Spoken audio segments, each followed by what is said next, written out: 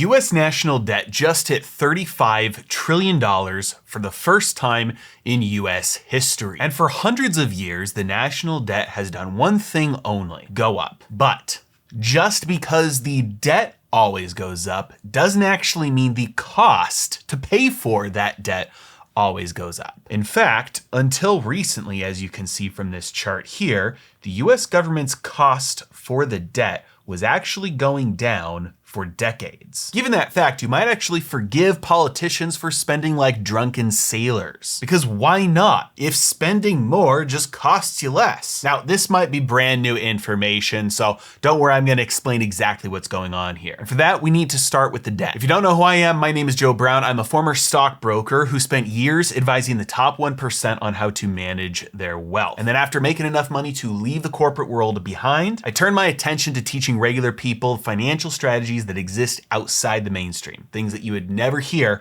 from a financial advisor or stockbroker. And that includes things like what we're talking about today, navigating the US government's debt-death spiral. Taking a look at this chart of the US national debt, you can see that it doubles roughly every 10 years. This is what's known as exponential growth. Now, one of the reasons why the national debt has been allowed to grow this fast is because of interest rates. Now, for 500 years, you can see interest rates have actually been falling on average over that long term. But because of central bank intervention, especially over the last 100 years or so, we've had interruptions in this trend with wild volatility. For example, after a central bank binges on money printing, inflation will spike, and then central banks will have to jack up interest rates in order to try and stop the inflation that they caused in the first place. This is what is happening right now, but it's also what happened from the 1940s through 1980. As you can see here, when we zoom in on just the last 250 years or so, we can see interest rates were falling, and right around the time that the Federal Reserve was started in the United States,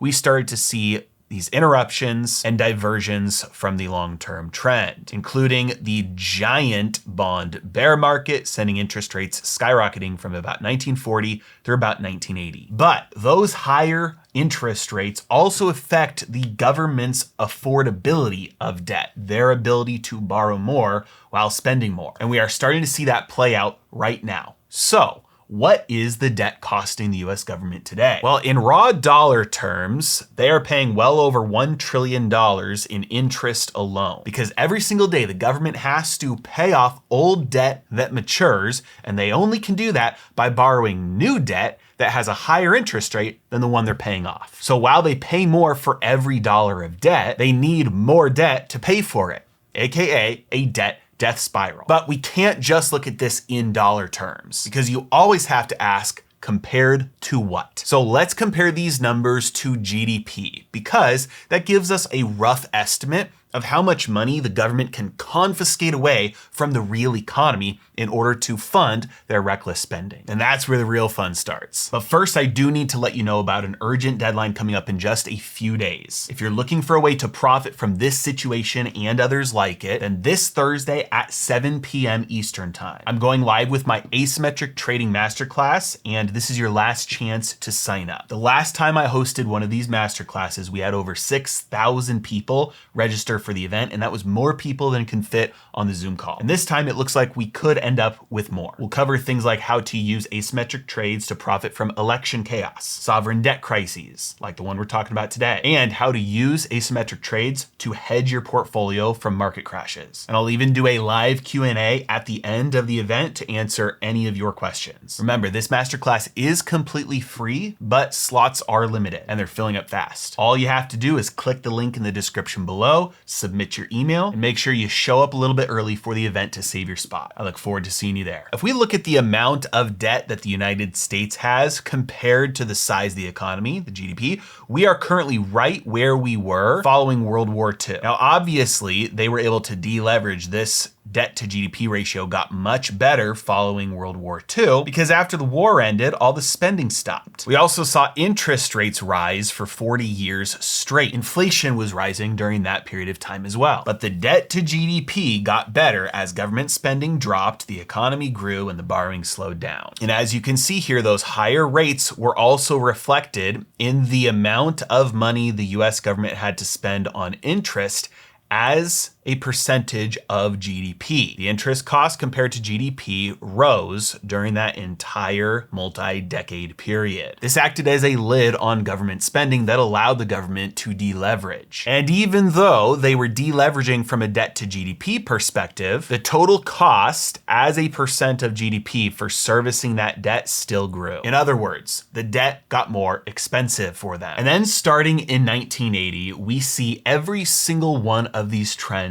reverse. Interest rates topped out and headed down for 40 years. Debt to GDP bottomed and headed up for 40 years. And the interest cost compared to GDP fell for 40 years. This is the power of falling interest rates, that for 40 years, the United States government could spend more, increase the amount that it was borrowing, so much so that the total debt pile, even compared to GDP, got all the way back up to World War II levels. The cost to keep that debt around, to pay for that debt, kept on shrinking. No matter how much the government spent funded by borrowing, it didn't matter. In order to put this into a personal finance perspective, imagine you max out your credit card, but you don't stop there. You roll the balance over to a new credit card that has a higher limit and a lower rate. Suddenly, you're able to afford to load up on that credit card even more. You have more credit card debt, but it still costs you less. Your minimum payment is actually lower because the interest rate is lower. And you keep on doing this over and over and over again.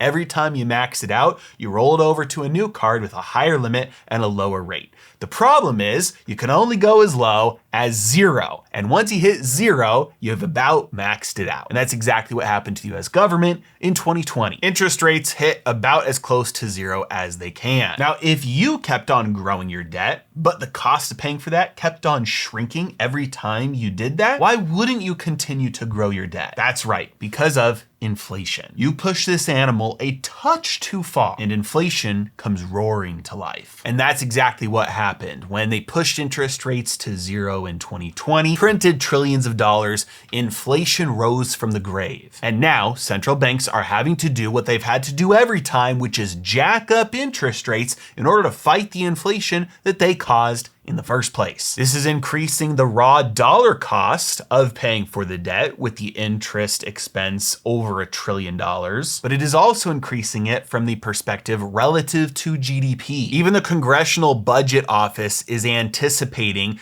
that the net interest cost will be almost $2 trillion within the next 10 years. And that's with them assuming that there's no drastic changes coming down the road, like a drop in tax income from a recession or an increase in government spending from something like a recession, which over the next 10 years is pretty likely. This is why we are anticipating a massive increase in the percentage of GDP that the government is taking just to maintain its debt pile over the coming years. We are looking at a rocket ship takeoff in real time. Last time the government had to deleverage from a debt to GDP perspective, it took them from 120% at World War II down to about 33% in 1980. This came at the cost of interest expense as a percent of GDP going from about 1.8% all the way up to 5%. If we anticipate a similar move from bottom to top in order to see the same deleveraging, we would expect an interest cost compared to GDP of 7%. And considering that would be almost half of all of the money that the United States government takes in taxes, we're talking about a substantial amount here. Now, obviously, we know that if this continues the way that it's going without intervention, it would result in a government default. And they should default. That would be the most healthy and helpful for the economy moving forward into the future. But these things are never left alone without intervention. In the 70s, they fixed the problem by demonetizing gold and delinking from the gold standard, robbing the world of its purchasing power. This time, they'll probably fix it by monetizing a huge chunk, any or all of the national debt that is necessary, as the Fed does a giant one final round of quantitative easing to let anybody unload that debt that wants to at full price. Essentially a debt jubilee for the US government. But for the time being, we are likely to have a more oppressive tax system, with the government being a larger and larger burden on the economy, confiscating more wealth, driving up interest rates and inflation for the rest of us. And don't forget, before it's too late, sign up for the Asymmetric Trading Masterclass. Click on the link in the description below, enter your email. I'll see you there. As always, thanks so much for watching. Have a great day.